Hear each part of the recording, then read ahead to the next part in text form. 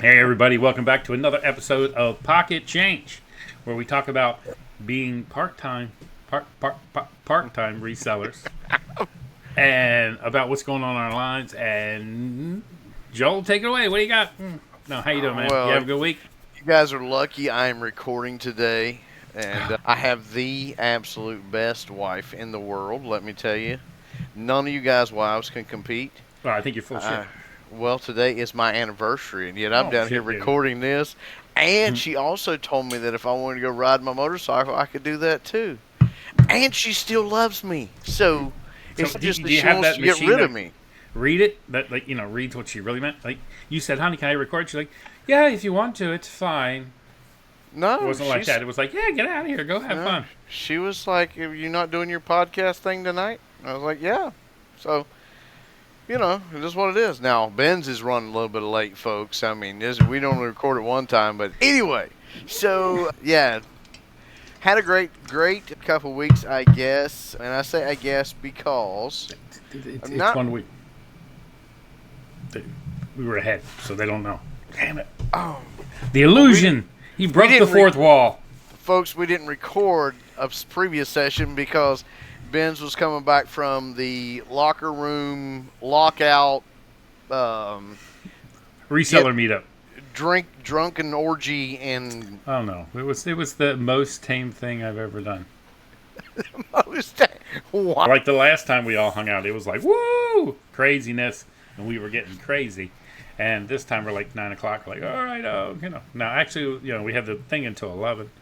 And we were going to party afterwards. The first night we're like, you know what? We've been driving. Let's just take it chill. So we didn't do it. And then the second night, we were like, hey, yeah, we'll come over. We all sat around and watched a little bit of football. I think each of us drank one drink, and we had some chips.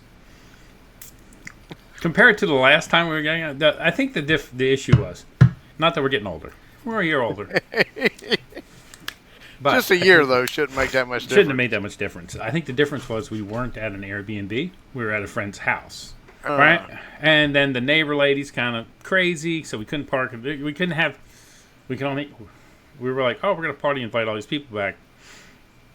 And we realized we could only fit 4 cars there because you can't park on the street. And so next year, we're going to rent an Airbnb, me and Mike. And then we're going to party there. Because we're wild party men, You and Mike. Yeah, not really. No, Mike is 70 now. No, he's just turned 7, so he'll be 71. So, yeah. He makes me Man. feel bad about myself all the time. Yeah, that just made me feel pretty bad. Yeah, exactly. What? He has a 70th birthday party. You got some terrible genes, apparently. As well this month as I thought I would by this time, but it's only the 5th. So, I was going to say, putting a lot of pressure on this month since it's 5 days in. but of course then it went and tapered off. Yeah. But I capped my store, Okay. which I think was a mistake. But I thought, my thoughts were, you know what? When it got to the end of September, the last week of September, I just started taking everything off. I wasn't listing. I wasn't doing anything. I was just sticking it in unsold. I'm glad you put some stuff on before you came on the podcast. Anyway, that's because I am still trying to inventory everything and get everything organized now that I've got racks, now that I've got closet built. I'm trying to get all that put in its place. So that's going to make it better for the future, but I really think it's hurting my sales right now. Okay. And I think that is a strong possibility. Now I'm going to get, a little bit of money tuned out to me here this coming Tuesday. Okay. Like, there was a couple months ago, I think it was July, and I hate that. Because what ends up happening is you start off the month in the negative. You pay yours, they will actually cash you out Yeah. before they charge you the fee. Because the fee gets charged on, I think it's on the 5th. Something like that. We'd have to go look. And so if it's before that, you get cashed out, you start out in a negative. Which comes out in the wash, but I don't like that, So But after we pay the fee, I should get what's left over from September. So here's what it is.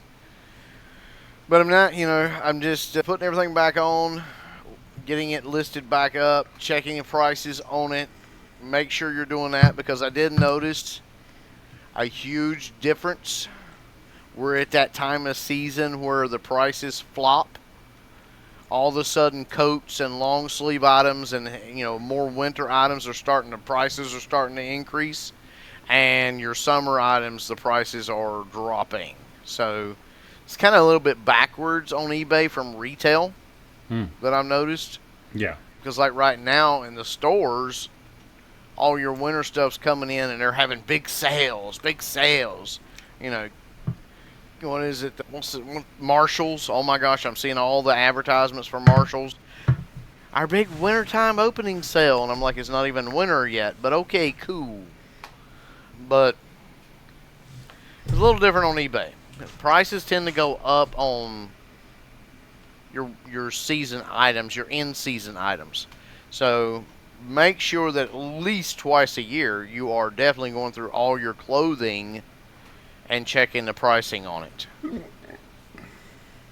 If you're not, you're going to miss out because they will buy up a winter coat at a summertime price in a heartbeat, folks. There you go. So, I had a guy. Have you experienced this yet? They've opened up Canada again. Like, the postal service, all the shipping, everything apparently is open again. And now I'm starting to get offers from people in Canada, and they are such lowball offers. And I'm like, no. I denied like 12 Canadians in the last week. Honestly, my store was closed up until the 3rd. So, nice. Yeah. My connections board keeps saying that. Keep losing you. Hopefully this records fine. I'm sure it will. But anyway, so your store has been off on. You want to talk a little bit more about what you guys did in Greenville, Tennessee?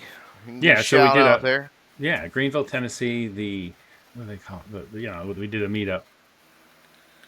Eastern Tennessee meetup. It went really well.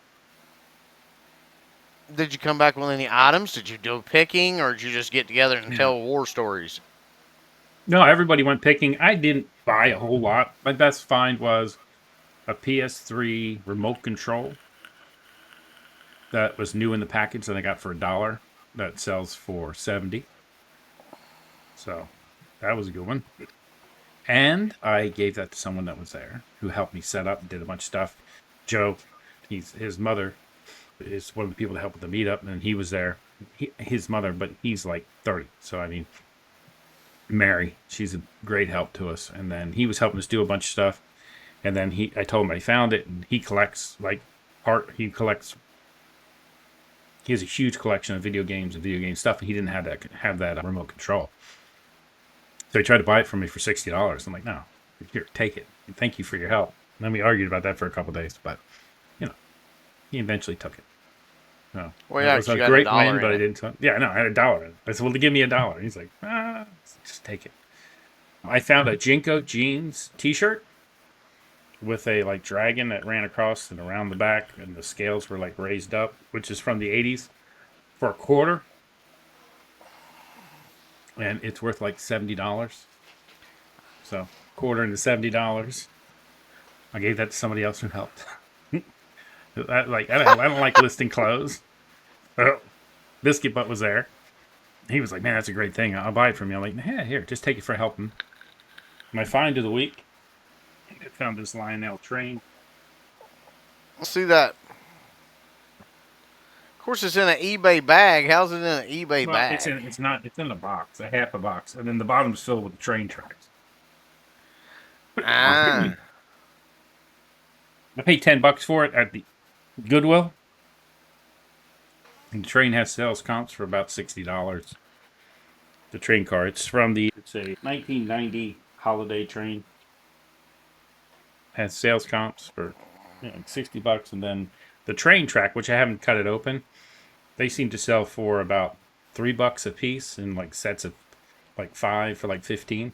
There's probably like, I don't know how many's in there, but there's a bunch in the bottom. So I'll probably make pretty good. That's probably my best buy that I'm going to actually sell.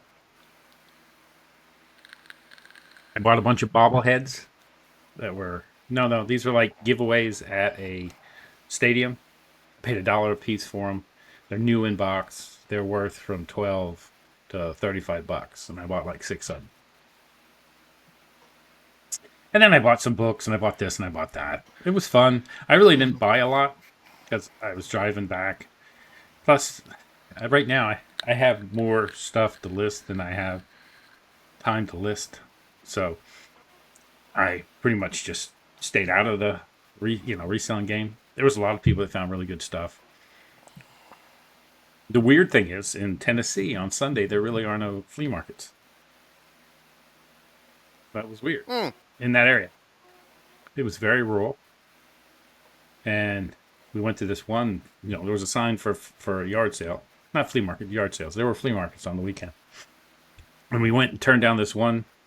And it was probably 2 miles off the freaking highway on this muddy little lane that with the trees. The trees had grown over and they were cutting it. So it was like it was like something out of a horror movie. No, it's a beautiful landscape. Anyway, go ahead. Yeah. That it seemed like we got back there and it was this old beat up barn and a house that looked like Norman Bates' house, big old like built in the early it was like what are those kind of houses? Whatever, just a big old house. But I'm like, how did they even get this stuff back here? And like 2 miles off the road. Probably when they built it, there was no road because it was old. A big old Victorian house. It was cool. They didn't have anything worth a damn, but yeah. But it was cool to find a yard sale. It's cool to go like back. It's cool to drive 2 miles off the road in my car. When you do that kind of stuff in East Tennessee or Western North Carolina or Western Virginia or West Virginia or Northwestern Georgia, you don't worry about Norman Bates. You worry about dueling banjos. That's what you worry about. You get back there. Squeal like a piggy. Whoa. Yeah. That's it was me and Mike. Now, first off, Mike and me are not petite. If somebody was going to try to take me and Mike out, they'd have to be a big old boy. I'm just saying. It'd been rough. If they could have got me and Mike down, then you know what? Good on you, because that'd have been something to see. Sad part is they probably get you down before they got Mike down. Oh hell yeah, he's got that New York attitude. Yeah, I realized. I had fun. I did like 8 minutes of stand-up comedy one night, all reseller related. Mike would be like, you ain't getting me like that. Ben's be like, wait a minute. Are you trying to kill me or rape me? Yeah, we're gonna rape you. And Ben's be like, okay. Yeah. It's just another Wednesday. It's been a while. Stop it. Don't touch me like that. But it was great. We ended up with, I think the total count was 89 people came, which is unbelievable for the first of anything. I think even like the Nashville meetup, their first one was only 50 people. So 89 people coming was unbelievable. Yeah. That's really good. That is really good. So, folks, now is Mike going to have a recap on his? Oh, yeah. There's a recap on the Mike Mecco meetups. The one that came out this week on the locker room is us talking about it. I think the karaoke the first night, we originally were like, let's just do karaoke 2 nights. Karaoke the first night was more than enough. It was too loud. You couldn't talk to people. So I think next year, and we're going to do it again next year.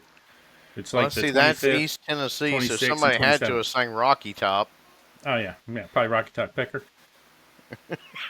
Did he? Actually, no one sang it.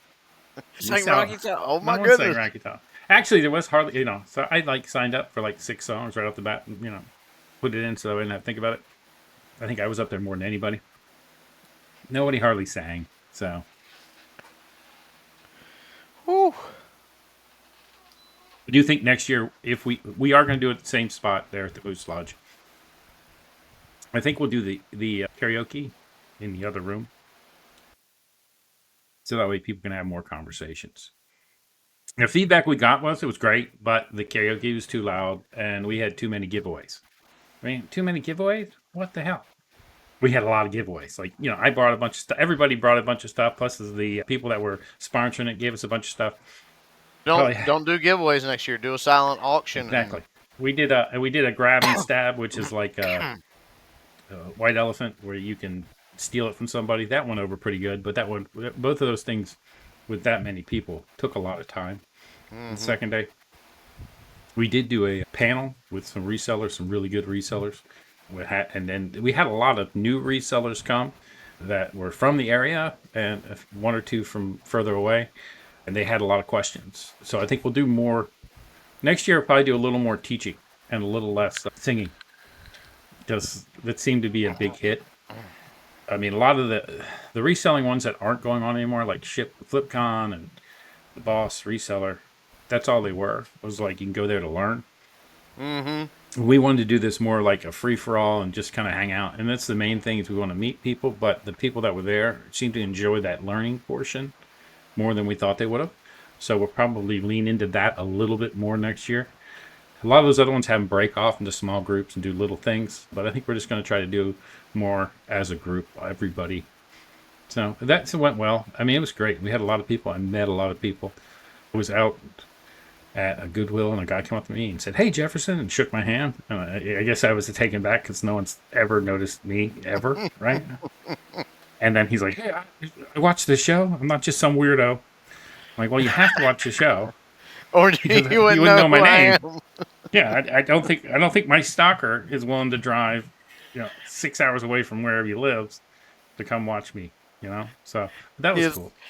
His stalker, Yeah. the flies who come through Yeah. the There's birds who no come through flies. I finally got rid of them. Put aluminum foil on the hole. I told you, got to cover the hole. You got to cover the hole. I covered the hole, and the flies quit coming. Plus, my sticky things are working. I bought better ones. But it was a great time. We had a great time.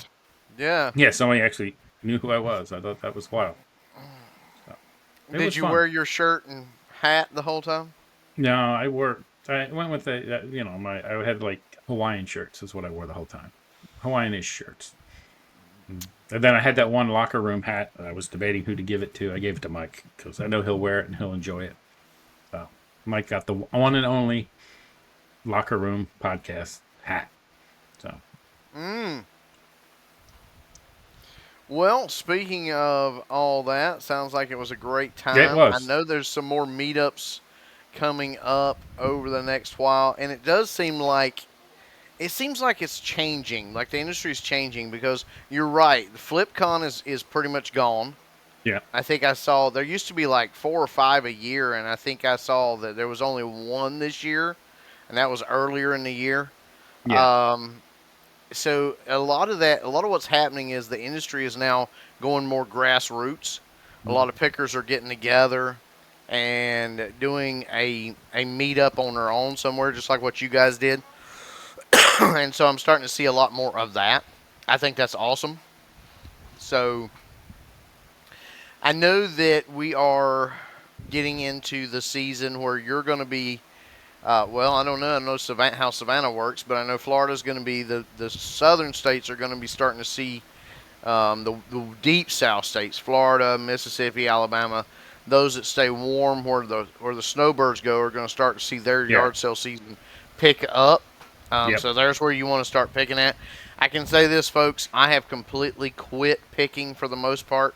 I have enough items really to get my store to 1,000, which is my goal now. But on the other side of that, I kind of haven't morphed into the whole thing, and I've left Goodwill. I still check in on it, but Goodwill has gotten so expensive that there's no room left for me to make any money. So I've left Goodwill. If you're finding anything Goodwill, that's fine. I do think I'm watching a whole lot of people starting in this industry, trying to start in this industry again. So we're seeing another huge upstart in eBay reselling, which is awesome, because I'm actually getting messages on my store. I've gotten 3 messages in the last 6 weeks. hey, how did you get into this? I'm just starting this. And I always refer them back to our podcast and to YouTube and that kind of thing. So if you guys are watching, I really appreciate that and appreciate you tuning in to see what we're talking about. But one of the main things I want to talk about again is please, you are going to kill yourself if you keep trying to pick off of eBay. You can't pick off of eBay to sell on eBay unless you're getting really, really lucky. Now you can say, well, I don't have to get lucky once. True, but getting lucky once is not what makes you money. It doesn't, I've gotten lucky once and twice and here and there. The real money comes in at the end of the month when you've sold a bunch of items. And if you're getting lucky off of one item a month, even that's not going to produce you as much as building up that inventory at a good price and selling it. And you're not going to do that on eBay because we're all of us reselling on eBay. Unless we just want to get rid of an item, we're not going to sell it to you cheap enough for you to make a whole lot.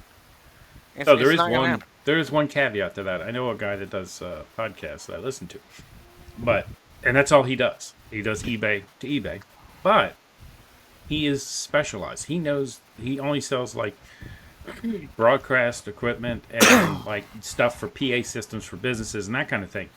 So there are ones like if you look at the comp of something, if you don't know what the actual, you just look up, a general thing like this, it's worth $50. But if you know everything about it, and he has all the manuals and everything that are downloadable, and he does this whole thing, he buys a lot of stuff and resells it because his knowledge. So if you have knowledge about something that someone is selling, you can set up alerts for those type of things as soon as they come up. Then you can make money on it. But to be a general, like you and me, everything seller who doesn't have specialized knowledge about anything in particular other than, whatever it is you think you know, you probably should stay away from that. And there are people that do eBay to Amazon that make really good money. Yeah, and I don't know how they're managing it. I mean, I know stuff sells, but Amazon again is mostly new stuff, so you're having to buy new stuff. I've never figured that out because I did see where one guy said, "Hey, look, I make a lot of money buying stuff on eBay and selling it on Amazon." And I'm like, "Whoa, wait a minute, how?" Because number one, you want it to be new; it has to be packaged well. Then most Amazon people are shipping to Amazon. Amazon warehouses holding it. Because a lot of people will not buy on Amazon unless it ships from Amazon. That's because they've been burned by so many sellers on there that, everybody I know will not buy anything from Amazon unless it ships from Amazon. So, and what it is like certain Blu-ray, if you get a sealed Blu-ray of this certain Blu-ray, on Amazon for some reason it sells for $75. And then on eBay it sells for $5. So again, it's knowledge. You learn something that no one else knows. Like if I got that Blu-ray, I would try to sell it for like $8 or whatever I could on eBay. But they know if they buy it, even though they're paying the $6 shipping, they end up with $12 in it, and they can sell it for $70. It's all about having specialized knowledge. Now the other thing too, though, is don't underestimate everybody else, because it's like the guy who bought the watch from me and then returned it. He was like, "Well, I was hoping it was this," and I was like. And I literally replied to him by message. We're being nice with each other. I was like, you what? If it had been that particular item, it would have been twice 2 to 3 times the amount. And he texted back message back very true. I'm like, you thought I was an idiot. That's what he thought. I was dumb. That's the thing. I wasn't. I knew. Yeah.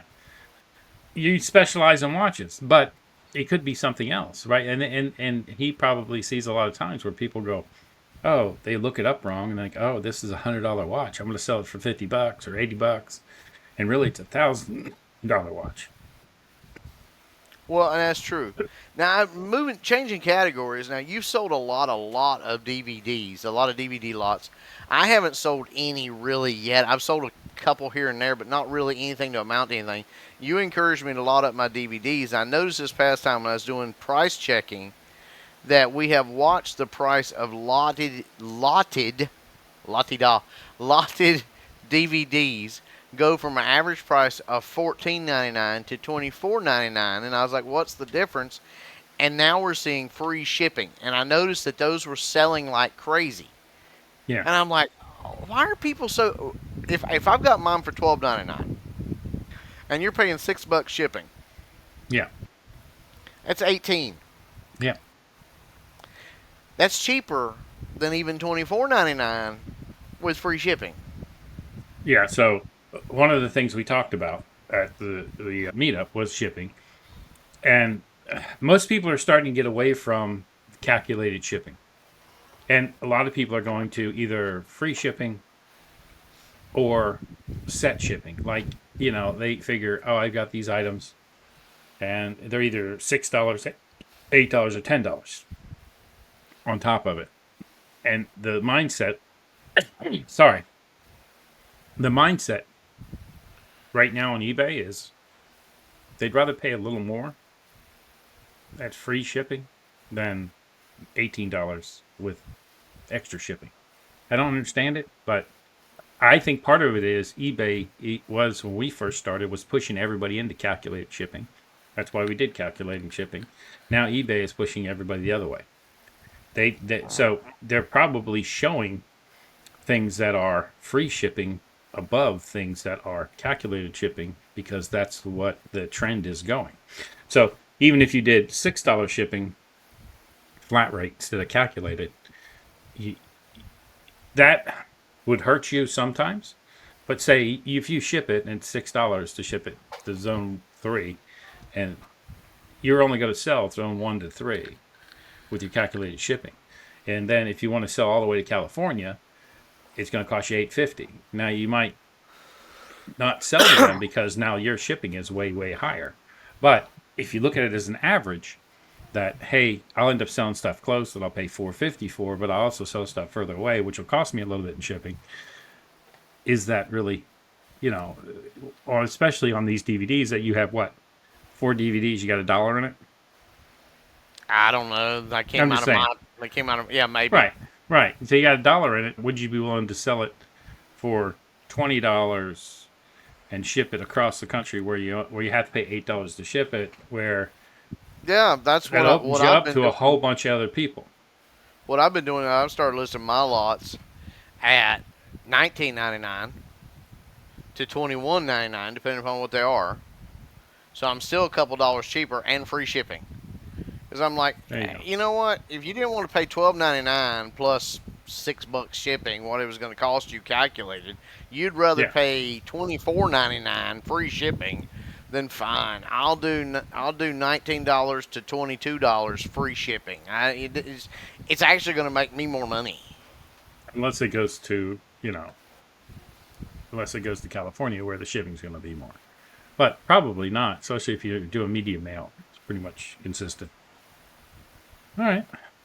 But yeah, actually been thinking about doing that with a lot of my items, like jumping the price up. Like I'm seeing a lot of people, and it's crazy to me. People, because it says free shipping, will actually pay more than what they will with me, And another thing I want to check though before I do all this, because eBay used to have this thing where you could categorize looking for something based on its actual cost to you, which was always taxes plus shipping plus the item, and it would categorize that item by the cheapest down. I don't think you can do that anymore. I think we've lost that filter. Good man. Am I where you wanted me to be? Yeah, I want you there, because otherwise here. I had to turn the AC on.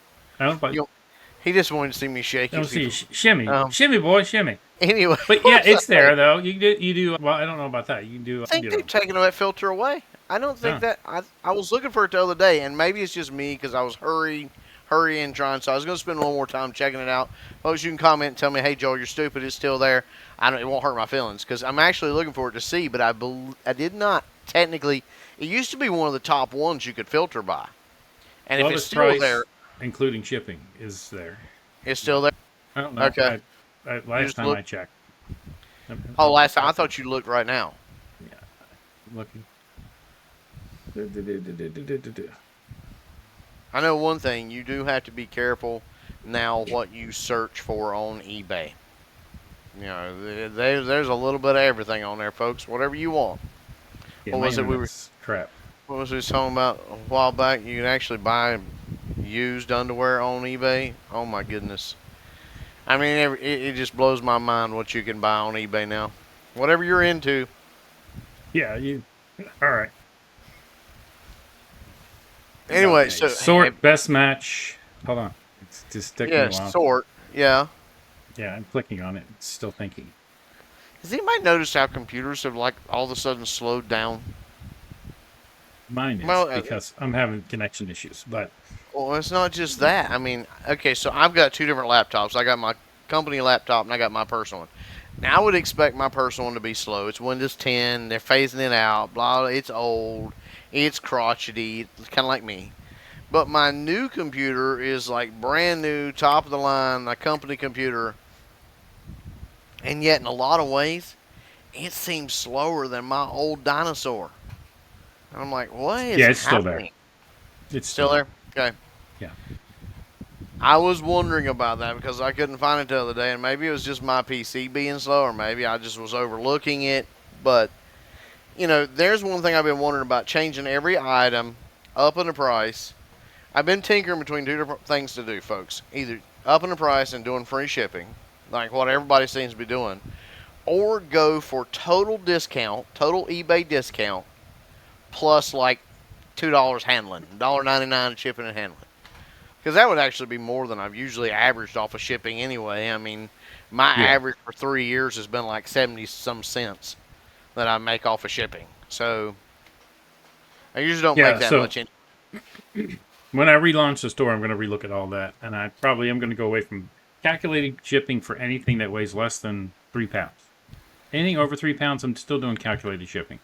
Because once you get over that 3 pounds, then it can astronomically jump up if it's going to the West Coast. So anything under 3 pounds, I'll probably go to a $4 or $5, 5, 6, 10. I don't know. Yeah, it's Well, I'll tell you one thing I've started putting on my artwork, folks, and this has seemed to help. This and the fact that I got, excuse me, I've had a little bit of a cold here lately, folks. But one thing I've started doing on my description is I have put this: ships gallery packed. I would rather apologize for shipping, or I would rather explain shipping as apologize for broken picture. And then the fact that, and so I've had that on there for a little while, and then the two paintings that I just sold and shipped and got great feedback on how well they were packed. All of a sudden, I've seen my gallery stuff, my artwork, like views on it skyrocket. Because before it seemed like I was way too expensive. So don't, again, price may not be a deterrent to somebody. And I'd rather sell my artwork to somebody who's going to appreciate it anyway and was willing to pay for it to be packaged right as the other thing. Now, another thing I've tinkered with is, you still there? I'm here. Seems like I Why? started hearing a whirl. Maybe it's just me. I don't know. Yeah, my thing's I'm going here. crazy. I'm going to cut the AC off. We'll see if that works a little bit. This is crazy. I need an actual AC unit here, down here, folks. So, I Can't wait till I know. get back home where I don't have to worry about turning the AC. I have to turn all the AC off and unplug the freaking refrigerator in here. I need an actual unit down here. I just haven't made the money from eBay yet to to actually do that. Let's So go. I Yeah, don't that's think the we next can, thing. You make your wife happy, get an actual unit. on Family Show on YouTube. We need to do one of them things. I keep seeing all these guys who are like, what is it they do where you can donate money to them? We need to do that so you folks can donate money to get me a heat and AC, because I'm telling you, let me roll this over here. This is my only working heat in here. Is this Those are right great here? heaters, though. Those are great Like heaters. That'll heat well, your whole room. no, it doesn't. Then get to it. And the reason it doesn't is because what you don't remember is that whole wall over there, that wall right there is open, so it goes into that whole big room over there. So if it was just this little room here, yeah, it would probably heat it up pretty good. But When I lived yeah, in Virginia and my wife moved in with me, I always kept the heat really low. And I had an old farmhouse that was built chunk at a time. And she's like, wanted to turn the oil heater up. Man, I ran through a whole tank of oil in like a month. That would usually last, and that was like $600 with oil. I'm like, oh, we got to do something different. So I bought a yeah, bunch of stop those. doing that. I Yeah, bought 6 of those, put one in every room, and the electric went up a little bit. It really doesn't cost much to run those oil heaters like that. Now the house I grew up in, one of the houses I grew up in, had the old big style, just like that, water radiators Yeah, with yeah, the yeah. plumbing all throughout. Man, that was some of the best heat. Yeah, when I was a kid, one of our first houses, it was the townhouse, and it had those radiant man. But don't fall into them as a kid because you leave singe Oh, your it burns face. you and dents and Yeah, bruises you and cracks bone. I yeah. mean, it is all kinds of things. But one thing I have learned with this heater here, folks. So this is just a side tip off of eBay reselling. This is a life Heater tip. talk. Yeah, this is a life tip. Get one of these radiator heaters and get a box fan and put behind it. And Good it plan. actually works a lot better. So, which I got my box fan right over here going. But anyway, that's enough of that. I'm ready for the actual fall. I know we're technically in fall, but I'm ready for actual fall weather. So it'll be like, down here in the basement, it'll be like 70 degrees. There you go. Um, so instead of 75. But that's what you get for living in the South. Some of you guys in the North are already starting to get, you'd love to have 75-degree weather right now. I feel sorry for Yeah. you. You can move further south, but that's up to you. A lot of my buddies that ride motorcycles, I'm already reading that they're putting them away for the winter, and I'm like, putting them away for the winter? Man, I'll be riding mine till November, maybe even into December. I remember riding on Christmas Day a few years ago in a t-shirt. But that's part of the beauty. Of course, we get the butt sweats in the summertime, so that's the price we pay for that. Anyway, what were we talking about? Oh yeah, back to No eBay. idea why your butt sweats are a part of this show, but Back back to eBay. So he's going to try that on 3 pounds. What I'm going to do, I'm going to try one or the other, and I'll let you guys know how it goes. As far as free shipping and raising the cost, I really don't like doing that because I do feel like I'm gouging somebody, and I know I'm not because the shipping's calculated in. But I just feel like I'd really give you the whole discount and just give me a couple bucks for the box. I mean, the other advantage I had, especially if you sell stuff they might buy multiples of, like if someone bought multiple pocket watches, like when I was selling those, or like my pins and stuff like that. I used to do I don't have any in a while, but those baseball pins, I would sell them in lots of 8 for $14.95 free shipping. And I would sell like 6 lots to somebody. So I originally was selling for like $9.95 plus $5 shipping, or plus calculated shipping. And then somebody was buying up in California, and the shipping was like, I don't know, like $7 or something, whatever it was. So I switched it to $14.95. But then if you sell 6 of them, they don't ask for more money back, right? So instead of it charging them charge them $30 in shipping at $9.95, it charges them $14.95 for the 5 of them, or the 6 of them, and then they don't ask for a discount on the shipping. So if you have multiples that you might be selling, it could make more sense to have free shipping because that's just the price of the item. But you got to watch if you're doing the price of the item when you send discounts. You're also discounting the shipping, right? So if you give them 20% off, you're it's now $2 or $3 off of $14.95, and that includes the shipping. So now you're at $12 plus the $5 shipping. Then you're not making as much. But there's a gazillion ways to look at it. I'm not sure what the best thing is. So you said you had new eBay sellers that asked you questions. So what? they're just asking general questions like, Yeah. Where's the best place to locate items? What's the best parameters for setting up your store? One, I can tell you, folks, if you're watching it, setting up the store. Pictures is huge. Yeah. If you go to Buying or Ben's store, you'll see that we have our pictures set up there of our different categories, especially our like I got bit by a mosquito or something. Yeah, back to the show. ADHD. Yeah. And here's the thing, though. You have to use your pictures. Yeah. You will get yourself in some hot water if you're using pictures from and don't even go to Google and Google it. A lot of times you'll go to Google and be like, I'll just take that picture and put it on my category. Do not do that. And they can tell. Here's the way they can tell. Because when it's a Google picture and you have to adjust it to go on the category size, it will make it a little distorted, and they can tell that. And then they'll go to, I don't know, but you can get in trouble. Don't borrow anybody's pictures. Use your own. eBay's gotten to where they don't even like stock photos of stuff. Like if you've Well, got a yeah. So stock, stock photos are against the rules, right? yep. So It didn't used to be, photos. but they are now. Yeah. So I definitely take that seriously because it's one of the most important things. Use a light box if you can. If you don't have a light box, use natural lighting and a clean background. You don't want to. You don't want it jumbled up. You don't want to take a. You don't want to take a picture of a shirt laying on a floor. I've seen that many times. I'm like, well, that Yeah. doesn't make any sense. Lay it on a bed or a Keep clean talking. I'm gonna sheet. show them something. Show multiple angles of everything. Like take the front, the back, the side, the tags. If you're doing clothes or whatever it is, show any flaws. If there are flaws, make sure that they're in there. One thing I like to do is include a ruler for scale so they know how tall it is, or a coin if it's small. Put a quarter next to it because everybody knows how big a quarter is, and avoid stock photos. That is against the rules, and it also gives the false impression of the product to the customer. So if you're selling you know, a used item and you take a stock picture, it's definitely not going to be in the same pristine shape. All right. So what I'm gonna show you guys is, let me flip this over.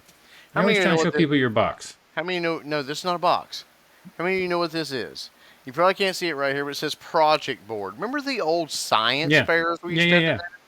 yeah. Okay, so I have a white one and a black one. This one actually has a hole punched in it, but this is the white one, Mm-hmm. and works great for taking pictures. And I've got a black one too. Just depends on what you're taking a picture of, and it lays out. You can lay it out flat, and it's actually pretty big. I mean, I can't hold it here. It tells me the size here, 36 by 48, I think. Where's it at? Yeah, 36 by 48, and I paid $2.99 for it at Hobby Lobby. But it has So a hole in these, it. well, I punched a hole in it. But it don't matter when you take a piece of taking a shirt. But the reason I punched a hole in it is to be able to take camera pictures through it, because I You can take actually pictures put, through that little hole. I can actually, yeah, I can like a peephole. I can actually put this up. Your own personal glory hole. I can put this up against the ugly Okay. Betty over And here then just and take a picture through the take hole. a picture right through the hole. Yeah. Nice. So and since it's flat white, it doesn't reflect. Oh. So, but this is a real cheap way. Lay it out on a Yeah. table, and the table is actually smaller that I've got over there than this is. But it's still, because it's stiff enough to hold up to like most clothing and stuff, it really works really well. It's a cheap way to do it, and because it's flat, the black background, I've got it loaded in right now in the ugly, because I built the ugly duckling so that it holds a regular size project board. Um, but I got the black one loaded in right now to take pictures against, and I can load the white one in if I want to take pictures against it. Well, it just really does. Cool. And because it's flat color, it doesn't reflect. All right. So, of light boxes, a lot of built light boxes for some reason, they have like a satin, which gives a little Yeah. bit of a cast. And I don't think it takes as good of pictures. I really don't. Especially if something like a watch, anything that's like gold or silver that's real shiny, Yeah. one of those satin or glossy light boxes will cause reflection. All of a sudden you got glare on it. It looks like it's got something wrong with it. You're better off with absolute flat. And I learned taking pictures of paintings. In fact, this wall over here, when I get it done, the one section of it is going to be nothing but flat black paint. Yeah. So one of the questions at the Meetup was, "Hey, Jefferson, when is Joel going to paint that wall behind him? I've been watching your show, and it's been prepped and stucco. I mean, it's already mudded in and everything. He just needs to paint it. When do you think he's going to do that?" And I said Folks, early it's 2028. 35. Folks, 35. Okay, I was off here's, by a few years. here's what you don't see because it's white. It's not completely prepped yet. It needs a good wet sponge sanding and then be mudded, because that band you're seeing right now is only about a 12-inch band, and any drywall guy will tell you you need minimum of a 24-inch band. So, I mean, and I don't do things, I apologize, I know. Between working, part-time reselling, and doing all the other volunteer work I do, it's a little bit hectic to get it done. But I'm also getting pulled off of this project because my wife wants the den done before Christmas. Okay, So, we can get to folks, them done. wifey comes first. So, Exactly. this may not get done till next year. They What's never that get done. contractor rule? You can get it cheap, fast, and good, but you can only get 2 of those. So you can do it cheap and fast, or you can do it slow and good. There's that whole Yeah. thing. Yeah, So, yeah. So he's and doing it that's the slow and thing. good. I mean, so yes, whoever asked that question, I apologize. I hate looking at it too. I would love to get it, and I've actually got the mud, you know, but I'm getting pulled off this project. I will be doing drywall in the den, so the mud's not going to go to waste. It's not going to mold up on me. I'm still working off of. I've got the desk ready to finish the components of the desk ready to finish. I'm still working off of a card table right here. So, I mean, All right. So these other new people that are starting out, so let's talk to them. What other tips can we give them about pricing? What do you think um, about pricing? How do you do your pricing? pricing I do two ways. It depends on the item. One, okay. So take like the automotive stuff behind me. The way I do it, I do not go by eBay's price on it because it's crazy to me. Like I've come across several sockets over there that I'm like, I don't see how y'all sell any. But it'll be like a $4 socket at Napa, O'Reilly, somewhere, um, wherever, $4 socket, and it'll be like $16.99 free shipping on eBay. And so there we come in again. Maybe I'm wrong because I go no at Napa it's $4.99, so I listed at $4.99 plus calculated shipping. Okay. I haven't sold that many of them because I guess most people are like I'd rather. Maybe they But just don't sell.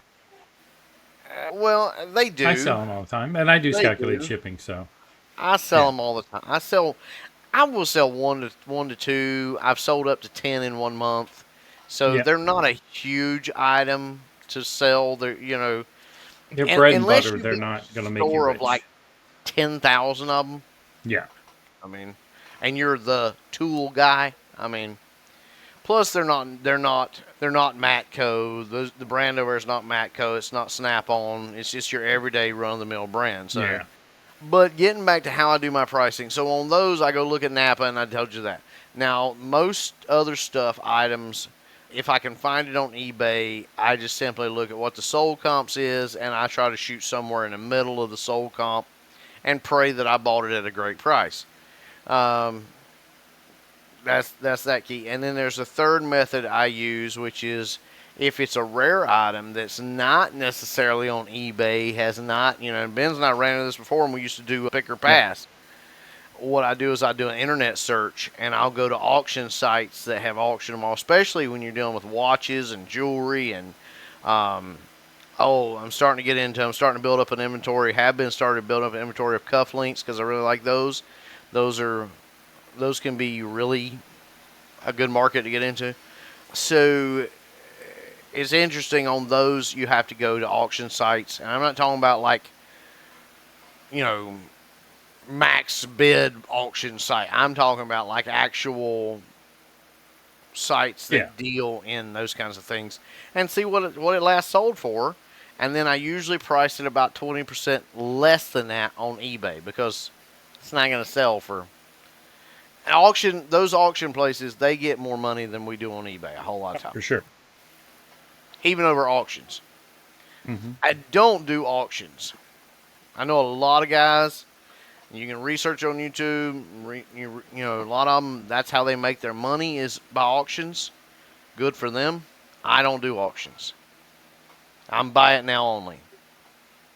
Yeah. So use the right selling format. I think auctions are good for certain collectibles. Sorry, I was refilling my iced tea. Rare items or something with real demand, but I haven't found that item yet, so I've only done 1 or 2 auctions. So I don't think auctions are the best way to go with it. And buy it now, fixed price is what I use 99% of the time, and I always put on best offer. Some people don't, but you can decline the lowball offers. You can also set it to auto decline, but I don't do that because say you were selling something for $10 and you don't want to see any offers below $6, and then you end up taking it. You have it for 6 months, and then all of a sudden you're down to to like $8, then you would take $6. So it won't let you. It'll auto decline that number forever. And if you start really high, say you're at $100 you thought it might sell, so you put your auto decline at $60, and now you're down to $50. Now no one can even send you an offer on it. So watch Yeah, that. I don't do auto decline. I do allow offers Yeah, blank, me too. and that may be why For I get some pricing, dumb I think offers you're right. sometimes. Pricing, I use the eBay sold listings for the most part. I find something the same or very similar, and what it actually sold for, and I decide my pricing. I do a lot of sell similars from other people's listings to kind of speed up that process. But I'll give you a piece of advice: don't copy an unsold listing or a current listing. Find one that's already been sold, right? Because you already know it already worked. It sold that item. So I usually find a sold listing that's sold and use that as my starting point when I copy a listing. And depends on whether you want to move it fast, whether you want the fast nickel or the slow dime. I usually start slightly below the average of the price and then go from there. Still there? I will say this: artwork is the hardest to price. So Oh, for sure. if you're getting into art, or you think you might want to get into art, that's probably I jumped into that. I probably should have stayed out of that to start with because I got a lot of pieces that I'm gonna have to sell for break even. But I everybody did does too. I that. jumped into it. We both jumped into it about the same time. I bought lots of artwork. I have lots of artwork, and I was selling it. But what I found is anything over 24 by 24, don't try to sell on eBay. Unless it's a Monet or, a Renoir, Oh something that's yeah, worth some real money. You probably should go to I wouldn't sell that on eBay either. Sotheby's. Yeah. But I had some bigger pieces that I was selling, and then like I sold it to somewhere in Wisconsin. The shipping was like $179, and they were like, "Oh, can you do better on this for the ship?" And I'm like, "Yeah, well, you can't really. The shipping is the shipping, so you can't give it away for free." But I've found if you stay 24 by 24, and that maybe a little bit larger. I've got the big boxes because I was like all in on art, and I started taking pictures of all that art.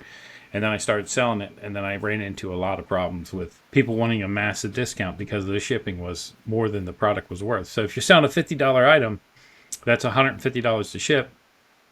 They're going to want a discount, and you've got $10 in it. I mean, and packaging it up and taking the chance that it's going to be broke, it's not worth it. So See, I didn't have that. I've not had that issue. I've had several sell with way more than the painting for the shipping, or way more than the artwork for the shipping, and they were willing to pay it. oh, yeah, And and I have too, but I think a big reason for that is people who appreciate art. I mean, I've had some people, and I call these looky loo art people. Like, well, how much for it out of the frame? I'm sorry, I'm not ripping a painting out of or a piece of artwork out of a frame and selling that to you. Well, it's not like I framed it. I'm not a framer. yeah, So I mean, no, I you know. But artwork is probably the hardest to price because unless you're doing somebody like, okay, so I will tell you this. I got into Kincaid. Kincaid is real easy to price. Why? Because there's so much of his stuff out there. yeah. So you can find his stuff everywhere in all different styles, all different whatever. But most artwork that people will pay top dollar for, and I'm not saying they won't pay top dollar for Kincaid, so before you rip us a new one, putting some tag on our channel, certain Kincaids command top dollar. A lot of it doesn't because his idea was to get nice artwork in the hands of everybody. And so he would paint one nice painting and then make 1,000 prints from it. And depending upon how he printed it, it's been, printed it, framed it, put it together, did he sign it, whatever, would depend upon what it sold for. But for the most part, a bulk of his stuff you're going to find on eBay is the cheaper dollar Kincaid stuff. So it's easy to price. But when you get into actual art, and I'm not saying, how do I phrase this? When you get into actual paintings, like oil paintings and actual gleich printing and all the, I've done a lot of research on this. You start going, how do I price this? And that comes really tough because then it comes of, well, who painted it? What is it? What category does it fit into? How was it actually made? Because there's all different ways that they can create prints. Even if you've got a print, it can be just a regular copy print. Those don't make much. But if you get into gleich printing, or if it's been highlighted, or if it's, there's all this stuff. And so, yeah, that's the hardest thing to price. So I would tell you all that to say this. Unless you're prepared to do hours and hours of research, if you want to get into artwork, get into something on the bottom end like Kincaid's everyday stuff, or plan to do a lot of research into who artists are, where they hung out, what they did, what they specialized in, who likes them, and and all that stuff. So, just my sense on that. Good advice. Yeah, so I think art is in the eye of the beholder, and the value is subjective. You can make decent money, especially if you are picking stuff up at what do you call it, the auctions. I mean, you can get stuff super State cheap. auctions. I will tell you State this. auctions. He's right. I've got a Yeah. painting over there that is like a 38 by 48 or something like that. And now, Yeah. I'm going to end up donating that somewhere for a church to auction off or some nonprofit auction. It's a beautiful painting. And I didn't give a whole lot for it. It's worth probably about 150, 200 bucks. Yeah. I've got maybe $5 in it. But by the time I try to package it up and ship it on eBay, I mean, you're talking 500 to 600 bucks Yeah. in shipping. I know. Yeah. So if you're new, make sure you're tracking that. Make sure you're paying attention to your costs, all your costs, right? Watch shipping fees. You're going to need some supplies. The small things add up. If you're new and you start buying all these shipping supplies, all of a sudden you can have spent more money than you made. Make sure That's you why I got are. into watches and pocket watches, Yeah. because it's real easy to ship those. I will tell you this, folks. If you're going to get into jewelry, be very careful. Because my average profit, because I bought up a slew, I could get them in big lots at that time, a slew of these Chinese-made pocket watches. No big money. Mm-hmm. I pay the fees and everything, and ship. The shipping gets paid out, and all that. I'm down to like $3.27. Yeah. So I mean, you learn this stuff as you go, right? Yeah. But it's easy to ship. It is Package easy it to up in a ship. little box, wrap it in some bubble wrap, drop it in a bubble mailer, and send it on its way. But So yeah, if you're going to start out, I mean, make sure, I think the best advice, not mine, but advice that I've heard is sell stuff from your house. See if you even like this. Everybody's got 20 things in their house that are worth something that you really don't care about anymore. So I would say start with that and then see how you go from there. clean out your closet. Yeah. Guarantee you got clothes in there you ain't worn in a while, and probably can't even fit into anymore. I know that's part of how I started with some clothes. Yeah. In fact, the men's clothes I got, I can't fit into anymore, And at this rate, I'm not going to get back into them. So, unless I start doing what your wife's doing. I mean, I just can't put down the fork. Yeah. But yeah. the other thing you can start with is lots of stuff. I will tell you this. The pins thing that Benz does with his pins, Mm-hmm. that's a great thing to get into. You're not going to make a whole lot of money. You got to lot them up. You're going to be shipping a lot of them at one time. You're going to do a lot of lots. But you can find those and buy those, and they don't take a whole lot of place to store them. But you're going to make, and it's how much do you want to make? Do you want to make $500 a month? Well, $500 a month, you're going to have to get into some, either have a lot of one thing, be really wide niched. Yeah. Or you're going to have to get into multiple things, or be value niched. Now, what does value niched mean? Value niched means you're not going for like Chinese pocket watches. you're willing to dump $5,000 in at a time on like 5 to 10 watches to make 25 grand. Yeah. But if you've got 5 grand to dump in, I mean, then hey, go for it. But plan on spending $500 to $1,000 per watch to make some extra money. Plus, you probably need to learn some watch repair, because a lot of the ones that are going to make you that kind of money, you're going to be fixing them. And that was one thing I Yeah. didn't want to get into, but I have a little bit. Like I Yeah. said, So I'm there's a getting million into. things out there you can sell, right? Oh I yeah, mean, I'm getting into cufflinks. Why? Because yeah. I like cufflinks. Now, Do what they am I going sell? to do? They actually do, but it's like your pins.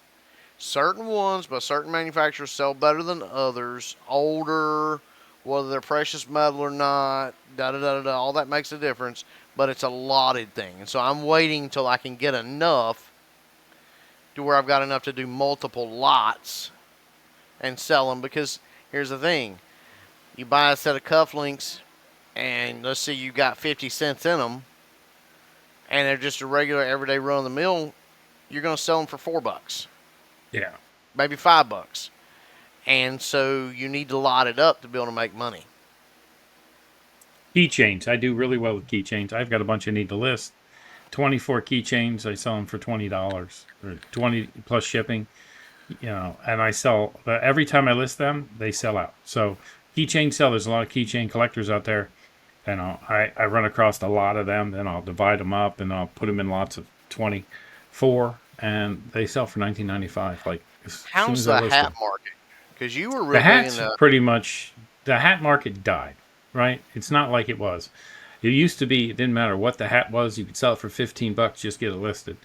Now they're very specific about what hats are selling. They got to be the real, like the three stripers or the ones that are shark tooth on the top. It seems like that it is true collectors now, and not just a bunch of hipsters buying whatever farm and seed hat they can get just so they can look cool. It that was good. Like 3 years that ago, I sold hats like crazy. it's kind of, and you'll notice too that things change. Yeah, Certain things especially change. So clothing changes because fads change. Um, Everything changes. I mean, I've got a set of collector's watches right now that are really nice watches that were produced by the state parks. I've got two of them left. I had five. I've sold three. The thing is, though, is they're now not as, I don't know, for some reason that desirable. kind of thing. Yeah, that kind of thing shot up there for a little bit, and I got a hold of them and sold three like that, and then all of a sudden it went. So It is, space and time, right? Certain things go really good for a certain amount of time. We're getting ready to hit fourth quarter. If you have anything that's a toy or could be a gift, it's time to list that. That'll sell faster now than it will in January, February. So get your stuff listed. make your Again, money now. 'Cause January, February, you're not gonna make a whole lot. exactly. So make sure that you're consistently listing. The more active you are on your account, the more eBay's algorithm favors you. That might be bullshit, but I believe it. All right. People are like, oh, you don't know anything about it. I don't really know anything about it. But if you are listing consistently, you seem to sell more than if you are not.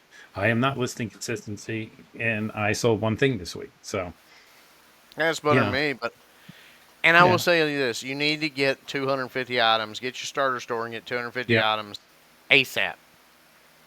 My goal when I get back home is I was at over 4,000, and I was making $1,000 a week consistently, and not looking at sell through, not looking at all the stuff everybody tells you to do. I don't think sell through is as important unless you're selling items that are store mall brands or things that are there's a million of. If you can find oddities that there's only a few listed, as long as you the way I look at it is, okay, there's 24 of these listed and only two sold last month, but I'm willing to sell mine cheaper than anybody else. So the two that sold last month, I'll be one of them next month. So it depends. If you buy your stuff, I'm 10 cents on the dollar. I'm not going to pay more than that. I have on a few things, but because I knew they were winners and they sold right away. Most of my stuff, I'm looking to be cheap, cheap, cheap. I'm cheap. and sell it for a good price. Now, you don't want to destroy the market, but you know, if everybody's selling it for $25, you know, you can come in at 22 or 23 or 20, and you're going to be the lowest one. You'll be the first one to sell. Now, if you go in at 10, they're going to be like, oh, there must be something wrong with that because everybody else is getting 25 for it. Why is this person willing to sell it for 10? So don't go super low, because that's going to throw a flag up that there's something wrong with it. That's my 12 and a half cents. That's back to why you twice a year at least you adjust your prices on stuff, because when you're sitting there with a coat for a summer price at $4 and it's December, January, they think something's wrong with it. They're going to bypass you and pay more to somebody else. A little advice: if you're selling a coat for $4, just donate it. Move away from it. Don't waste your time. Well, that's why eventually I'm going to get to where my inventory is going to change over by season. My clothing inventory. Because I'm tired of listing stuff. You know, I'm tired of sitting there going, good Lord, this pair of shorts here in December is now worth $3. Yeah. You know, I'm just going to throw it in unsold and let it sit there until it comes back in spring where it's worth $12. Yeah. Makes sense. All right. Well, hopefully you guys got something out of our ramblings. You know, thanks for stopping by. Anyway, we had a good time. We were a little trying to be more focused on the reselling portion for you guys. And if you have any questions, send them to us. We'd like to answer them. No, I'm not single, Bob, but thanks for asking.